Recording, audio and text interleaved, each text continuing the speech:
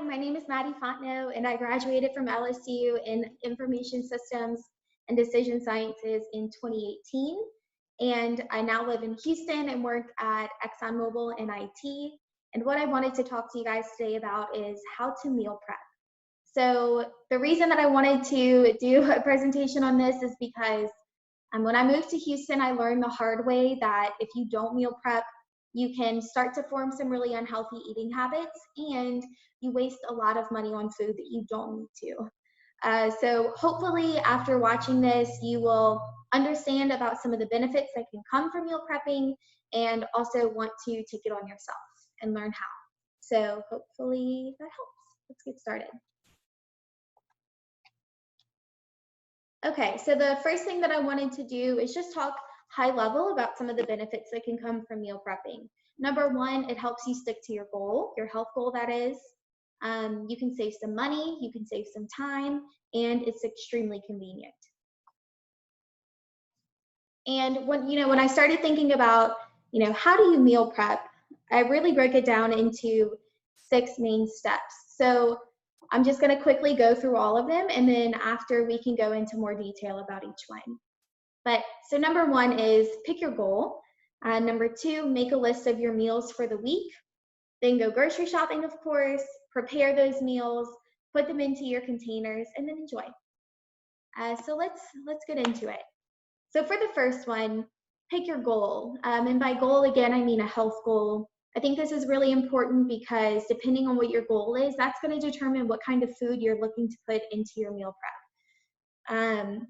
So some common goals that I put on the right-hand side is, bulking, cutting, saving money, and saving time. Whatever your goal is, the meal prepping can help. So for instance, bulking and cutting, you may think, well, those are two totally different things. Yes. But just the strictness that comes with the meal prep, you spend all this time and money on your food, you already cooked it. The likelihood of you going out and ordering food somewhere is going to decrease substantially once you meal prep, because again, you've already spent that time cooking it. So you're more likely to stick to your health goal once you've cooked all your food. Number two, make a list of meals for the week. So depending on what your health goal is, like I mentioned, look up some recipes. I thought about linking some here, but I don't know if you guys can see links. So just go on Google or Pinterest and try to just Google what you're looking for, right? So something that I look for is meal prep recipes for 30 minutes or less. I'm not trying to spend 2 hours cooking one meal. So yeah, get your list. And I also think, making a grocery list is really helpful, because if you go into the store without a grocery list, I know I'm not the only one, you're going to buy a bunch of stuff that you didn't need to. So write down everything you need on your list, go in, get what you need, and get out of there. Okay, next, you'll go grocery shopping. Like I mentioned, this one is pretty self-explanatory. Just a couple of things I wanted to note. I put some of our favorite grocery stores in our apartment at the top. So I live with 3 other people, all 4 of us meal prep, and Trader Joe's, Sprouts, and H-E-B is our favorite places to grocery shop for meal prepping, mostly because, especially Trader Joe's and H-E-B, they're pretty comparatively priced to your other stores, but they just have healthier options, more organic options, and things like that. Of course, if you don't have an H-E-B because you're staying in Baton Rouge, that's fine. Walmart, Target, and again, you can go to Trader Joe's or Sprouts. And then at the bottom, I put some of our favorite meal prep containers. I linked 3 of our favorites, but if you can't view those links, just Google or honestly Amazon search, best meal prep containers. This one is our absolute favorite. I believe the brand is Rubbermaid, but we really like these because you can put your main course in here and then your veggie in here. Okay, so now it's time to prepare your meal. The number one thing that my roommates and I thought is the biggest tip for preparing your meal prep is to set aside a good amount of time. On average, it takes us 2 to 3 hours each to meal prep. So normally a Sunday is a perfect day for this. That way your food is really fresh for the week too. Number 2, defrost any of your frozen food by putting it in the fridge the day before. That's extremely helpful. Strategize how to shorten the total time in cooking by cooking multiple things at a time in the oven. So for example, normally if you're meal prepping, you're cooking like a fish or a chicken or something like that along with some veggies. And the great thing about that is that they can be cooked at the same temperature and in the oven at the same time. So just move your racks if you have to and throw all of that stuff in at the same time. That way you can cook something on the stove while that's in the oven.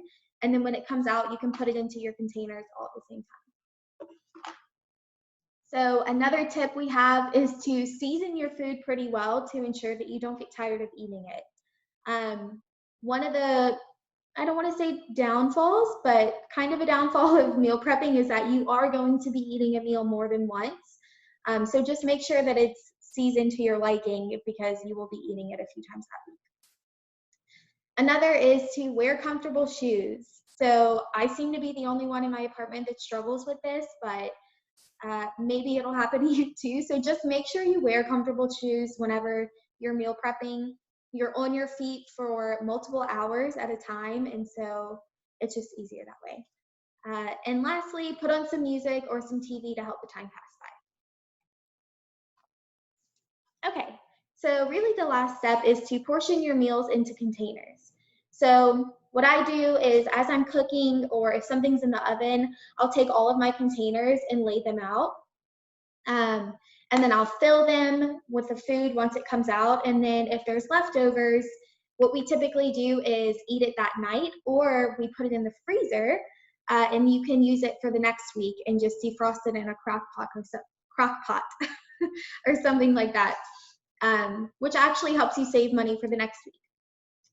And then just a little tip on this, you can kind of watch over the course of a few weeks how much leftovers you're having that you can't eat that week to help you gauge, like, are you spending too much on your groceries because you're buying too much, that type of thing. And then last but not least, I hope this makes sense when I explain it, but you can try to place the meals in the fridge in the order that you want to eat them so that you're not having to dig around in there every time you eat. For example, if I make chicken and fish, I'll typically put it in the fridge like chicken, fish, chicken, fish. That way when I pull it out, I'm getting a different type of meal each time.